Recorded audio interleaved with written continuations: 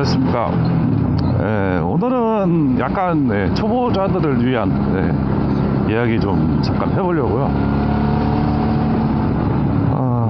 초보자들이 처음에 이제 수동기아 오토바이를 탈 경우에 좀 이제 어려운 문제가 많이 생기죠. 왜 그러냐면은 예전에 수동 자동차를 타던 분들 같은 경우에는 크러치를 밟고 기어를 변속하는 거에 대해서 그렇게 이질감이 없기는 한데, 이게 중요한 게 뭐냐면 발이 아니고 손으로 조작을 하거든요.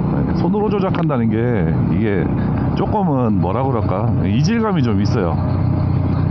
그리고 이제 오토바이를 크러치가 좀 가벼운 걸 타시는 분들 같은 경우에는 크게 문제가 안 되는데, 유독 크러치가 무거운 오토바이가 있습니다. 대표적인 기종으로는 좀 할리 같은 게 크러치가 무거운데, 이게 또 중요한 게 클러치를 교환을 할 때 자동차나 아니면 오토바이의 성능을 극대화해서 운전을 하시는 분들이 있고요. 그렇지 않고 그냥 습관적으로 클러치 조작이나 기어 조작을 하시는 분들이 있죠. 그래서 실제 수동 오토바이나 수동 자동차 같은 경우에는 운전을 좀 잘하시는 분하고 운전을 좀 서툴게 하시는 분하고 엔진 소리가 좀 다릅니다. 왜 그러냐면은 운전을 잘하시는 분들은 자동차가 성능을 내는 구간이, RPM 구간이 어딘지 되게 정확히 알고 계시거든요. 근데 그거를 어디 매뉴얼에 나오는 게 아니고 악셀레터를 밟아보면 알아요.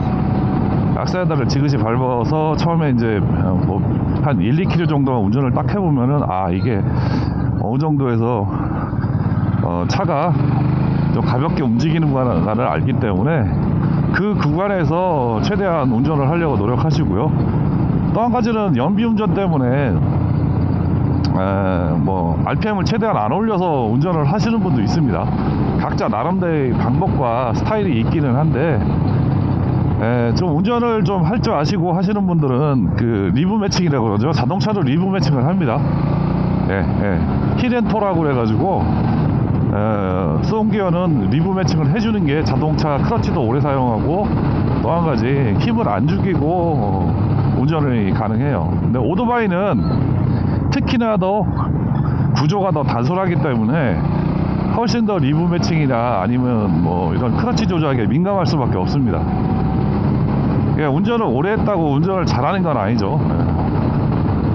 잘하시는 분은 체감적으로 좀 타고나신 분들은 운전 경력이 이렇게 많지 않아도 운전을 상당히 경쾌하게 하는 분들이 좀 있습니다. 오토바이도 똑같아요. 근데 이게 오토바이는 구조상 연비 운전을 한다 그래서 연비가 그렇게 제가 보기에는 엄청 차이 나지는 않습니다. 이 오토바이도 미라즈 650인데 지금 저 뒤에 따라오는 친구가 스즈키 S1000 GT죠. 이거하고 마력수가 딱 2배 차이 납니다. 근데 저 친구하고 이렇게 라이딩을 다녀도 저 친구가 답답해하지 않는 이유 중에 하나는, 가장 큰 이유는 이 오토바이가 3단에서 4단까지의 기어비가 상당히 좋아요. 그러니까 3단에서 한 6, 70km에서 한 130km, 140km 대까지가 추적비 굉장히 좋습니다. 잘 나갑니다. 왜 그러냐면은 이게 원래는 R차가 먼저 나왔거든요. 미라즈 650보다. GV650S라고 그래가지고 R차하고 네이키드가 먼저 나오고서 맨 마지막에 이 아메리칸 스타일이 나왔기 때문에 그 엔진하고 그 미션을 그대로 사용을 해서 이 오토바이를 만들어서 R차하고 똑같이 나갑니다. 제가 그래서 미라주를 포기 못하는 것 중에 하나일 수도 있는데 3, 4단이 되게 경쾌해요. 그래서 그런 것을 이용해서 운전을 하시면은 쿼트급 정도만 타셔도 어느 정도 다른 좀 대배기량하고 타도 이렇게 밀리지 않는 주행이 가능은 합니다. 근데 이제 처음 타시는 분들이 이게 크러치나 기어 변속에 대한 그런 센스가 없다 보니까, 그리고 익숙해지지 않다 보니까 앞에 계기판에 기어 인디게이터라고 그러죠. 예, 기아 단수가 표시되어 있는 표시기를 보면서 속도하고 매칭을 해서 기아 변속을 해요. 그거는 자동차도 마찬가지였어요. 옛날에 뭐 1단에서 한 20km 되면 2단으로 바꾸고 40km 되면은 3단으로 바꾸고 뭐 이렇게 학원에서 그렇게 가르쳐주죠. 그러다 보니까 그 틀을 벗어나지 못하시는 분들이 있어요. 평생 그게 버릇이거든요. 이 버릇 중에 잘못 들여놓으면 아주 평생 고생하는 버릇이 엄청나게 많죠. 루틴이라고도 요즘 얘기하는데 그것 중에다가 컴퓨터 타자기죠. 타자. 예, 저는 옛날에 타자기로 처음 자판을 배워가지고 보고 쳤어요. 보고. 예, 그러다 보니까 이게 처음에는 되게 빨리 그냥 외워서 치는 친구들보다 빨리 느는데 그 이후에 더 이상 늘지를 않아요. 웃긴 건 뭐냐면은 컴퓨터 자판을 만진 지가 지금 거의 40년이 다 돼가는데 아직도 자판을 보고 쳐요. 저는. 그러다 보니까 뭐 옛날에 한배 타자 아시나요? HTT? 예. 그거로 따지면 한 350타에서 400타 사이에서 더 이상 늘지를 않아요. 예, 그런 것처럼 오토바이도 기어를 그 포지션 센서를 인디게이터를 보고서 교환을 하는 버릇을 들이시면은 예, 평생 그 버릇 난 못 줍니다. 계속 그걸 보고 쳐야 돼요. 보고 기어 변속을 해야 돼요. 그래서 처음에 오토바이 이제 구입하시면은 헬멧에 세나 달고 막 음악 들어가면서 막 이렇게 타신다고요. 이게 얼마나 위험한 일이냐면은 뭐라고 표현해야 되나? 집중력이 상당히 떨어집니다. 가지나 오토바이 운전도 못 하는데 오토바이 운전이라는 게 이게 어떻게 보면 사지를 다 이용해야 되고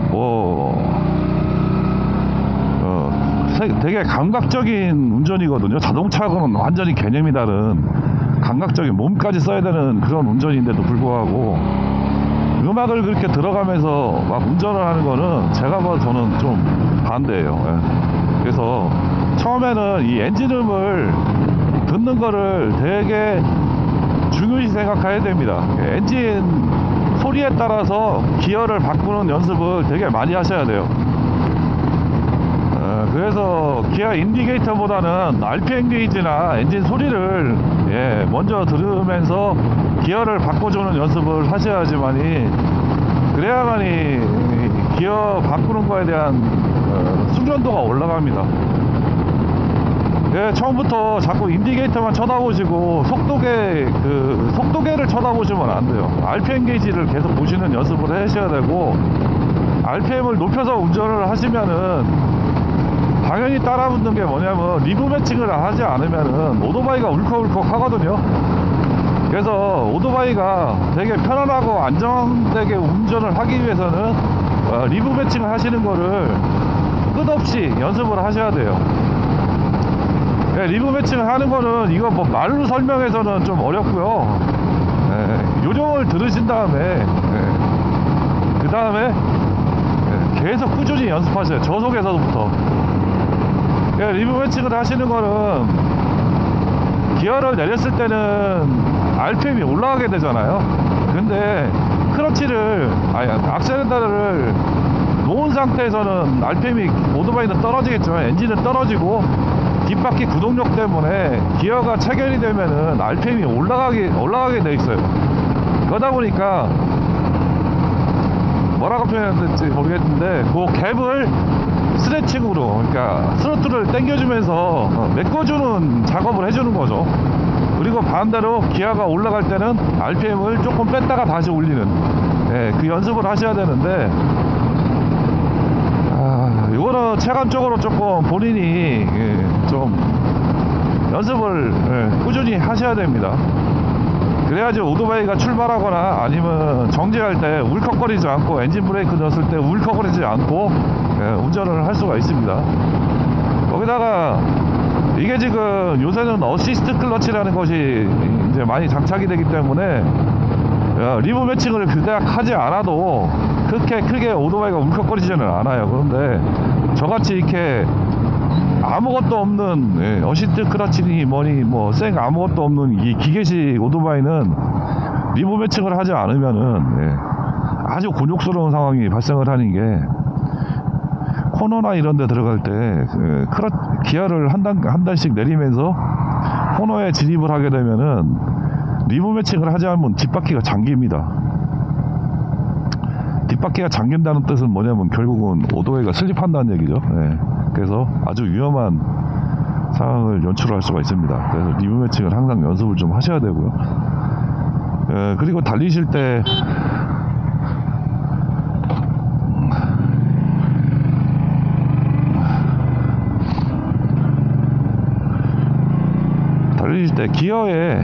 기어가 몇 단인 거에 대해서 그렇게 집착을 하지 마세요. 저 이렇게 달릴 때 지금 기어 몇 단인지 모릅니다. 그냥 RPM이 낮으면은 기아를 내리고 RPM이 높으면은 기아를 올리는 그런 운전을 하고 있기 때문에 현재 기아가 몇 단인지 몰라요. 관심도 없습니다. 예전부터 그랬어요. 그래서 기아가 몇 단인 거가 중요한 게 아니고 RPM하고 기어가 RPM이 떨어지면 기아를 내려주고 RPM이 너무 높으면은 기아를 한 단 올려주는 그런 연습이 중요합니다. 기아가 몇 단인 건 중요한 게 아닙니다. 그렇기 때문에 항상 엔진 소리를 듣고 RPM 게이지를 보고 기아를 움직여 주셔야 되고, 가장 좋은 건 뭐냐면은 자기 오토바이가 몇 RPM에서 몇 RPM까지가 가장 오토바이가 힘을 쓰는 구간인지를 아셔야 합니다. 그게 되게 중요해요. 뭐 아메리칸 오토바이 같은 경우에는 뭐 한 2000rpm에서부터 한 3-4,000 rpm까지가 가장 힘쓰는 구간이고, 제 오토바이 같은 경우는 한 4000rpm에서 한 10,000rpm 사이가 가장 힘을 쓰는 구간이고, 다른 오토바이 같은 경우는 또 다른 RPM대에서 힘을 쓰는 오토바이일 수도 있어요. 그래서 그 오토바이가, 자기가 탄 오토바이가 어느 정도 RPM에서 가장 힘을 쓰는 구간인지를 가장 먼저 알으시고, 그 구간 내에서 RPM을 운영하시는 게 가장 효율적인 운전을 하게 되는 방법 중에 하나입니다. 그리고 RPM이 너무 낮으면은 오토바이도 수명에 문제도 있고 크러치도 오래 못 갑니다. 중요한 게, 이 RPM이 너무 낮으면 이렇게 운전해서 계속 더더더더 하고 오토바이가 털리면서 가면은 오토바이 엔진 헤드가 금방 망가집니다. 왜냐하면 제대로 폭발이 이루어지지 않는 거거든요. 그래서 이렇게 헤드 캠치는 소리라고 보통 얘기하는데, 그런 상태로 운전하시는 게 오토바이 수명에 엄청나게 또 좋지는 않습니다. 그래서 반드시 RPM을 뭐 옛날 막말로 뭐 조시를 맞춘다 그러는데, 그래서 세루 조시 뭐 이렇게 얘기하는데, 그렇게까지는 말을 안 하셔도 되지만은, 약간 이런 코너에서도 적당 RPM으로 들어가시고 이렇게 RPM을 낮춰서 기어 변속을 하시고, 나갈 때 땡기고 나가고, 그리고 다음 코너 또 준비하고, 이런 과정을 무한반복 연습을 하셔야 돼요. 초창기 때는. 그래야지 몸에 그 운전하는 습관이 배서 그걸 평생 가져갈 수 있지, 처음부터 인디케이터 계속 보시고 속도계 보시고 그러시면은 오토바이 실력이라고 얘기하기는 좀 그런데, 타는 기술 자체가 늘지를 않습니다. 저는 지금 기어가 몇 단인지 모릅니다. 근데 그냥 느낌상으로는 한 3단 정도 있지 않을까, 그렇게 생각을 합니다. 실제 기아를 나중에 정차할 때 이렇게 빼보면은 아마 3단 정도 돼요. 거기에 맞춰서 이렇게 운전하시면 되고요. 특히 이런 가을에는 지금 낙엽이 다 떨어졌죠. 길가가 다 벚꽃나무인데 낙엽이 여기는 다 떨어져서 바람에 다 날아갔지만은, 지금 한참 낙엽이 떨어져서 막 굴러당기고 있어요. 아침에 나가보면은. 그런데 가시면은 오토바이 거기서 코너링 한다고 오토바이 싹 누우면은 그냥 날아가죠. 그래서 가을 라이딩에는 항상 이런 길가에 이물질이나 낙엽, 뭐 모래, 뭐 이런 것 좀 조심하셔야 됩니다.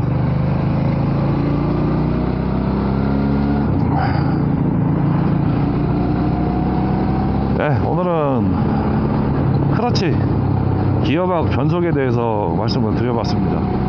네, 결론은 기어 단수에 집착하지 말아라. 네, 엔진 소리하고 타코메타를 보고서 운전을 하셔라 라는 말씀을 드렸습니다. 이상입니다. 오늘 이야기는 이걸로 마치도록 하겠습니다. 감사합니다.